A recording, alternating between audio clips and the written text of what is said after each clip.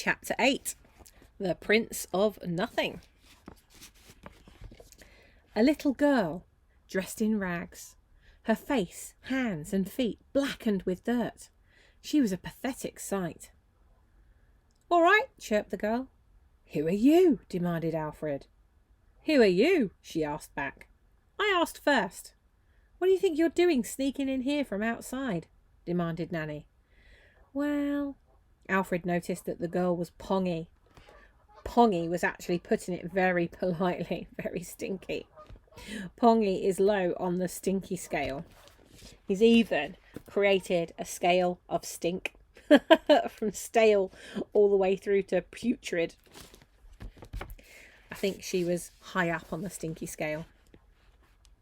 However, being well brought up, Alfred was far too polite to mention that the little girl smelled something rotten. Nanny snatched a broken candelabra and brandished it like a weapon. "Don't beat me," pleaded the girl. "How do we know you're not one of the revolutionaries?" demanded Nanny. "I'm not, I swear." Alfred noticed the girl was dripping wet. "You're soaked," he exclaimed.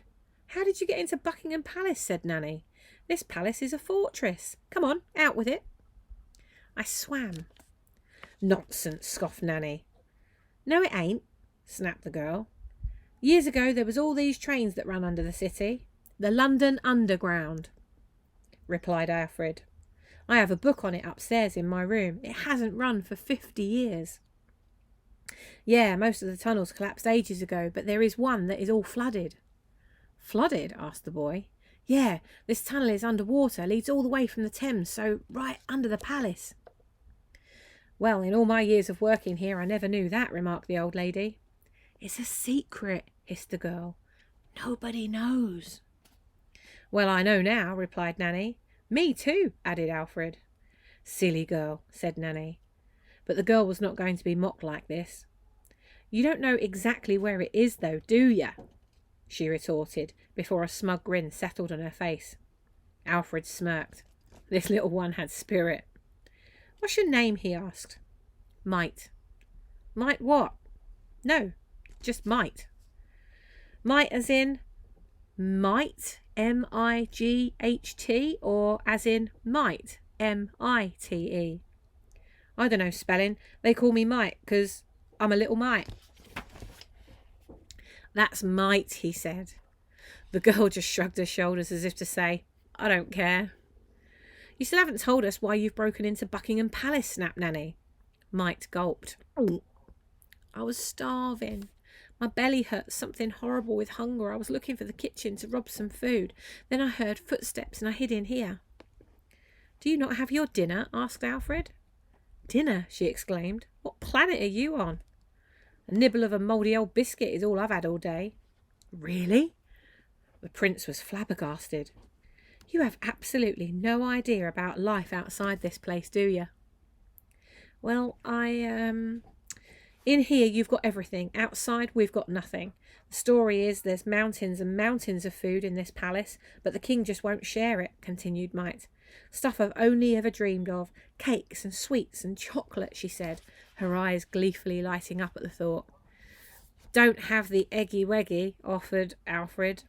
Nanny gave the boy a filthy look. "Well, I'm sure we can give you some food," he added. "We'll do no such thing," huffed Nanny. "We don't want to encourage her. First it's her, then we'll be swamped by the great unwashed. No, she's very lucky not to have been shot on sight by the guards." "Shot or starved to death," mused Might. "I was willing to take my chances. You don't know what it's like out there.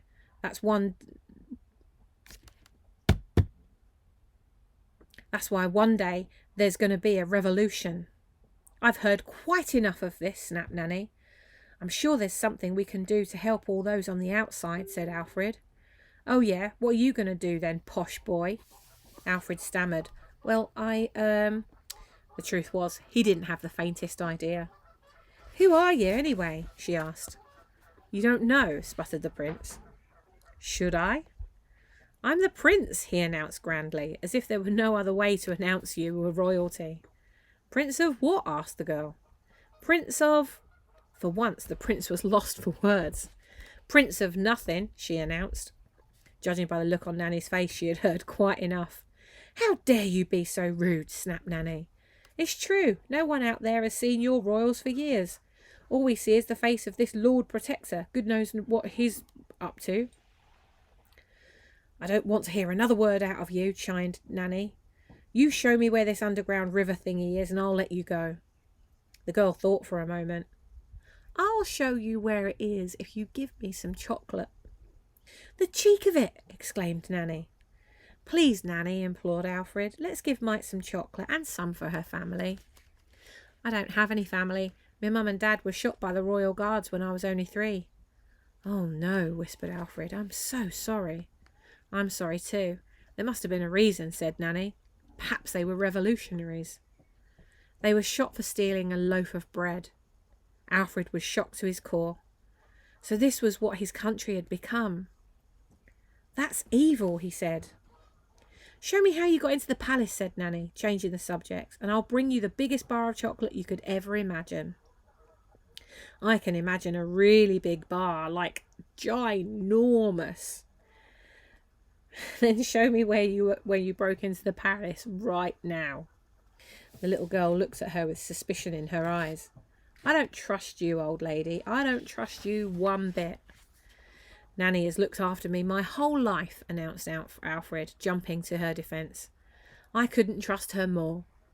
Mike looked the boy up and down. And I don't trust you either, Prince of Nothing. I'll find me own chocolate. With that, she threw the dust sheet over their heads. Alfred and Nanny coughed and sputtered in all the dust. When they'd pulled the sheet off, the girl was gone. Mite, called out Alfred. Mite! They paced around the junk room, but there was no sign of the little girl anywhere. She had simply disappeared. Perhaps she was a ghost after all. And that is the end of the chapter. I'll see you in chapter 9. Festering.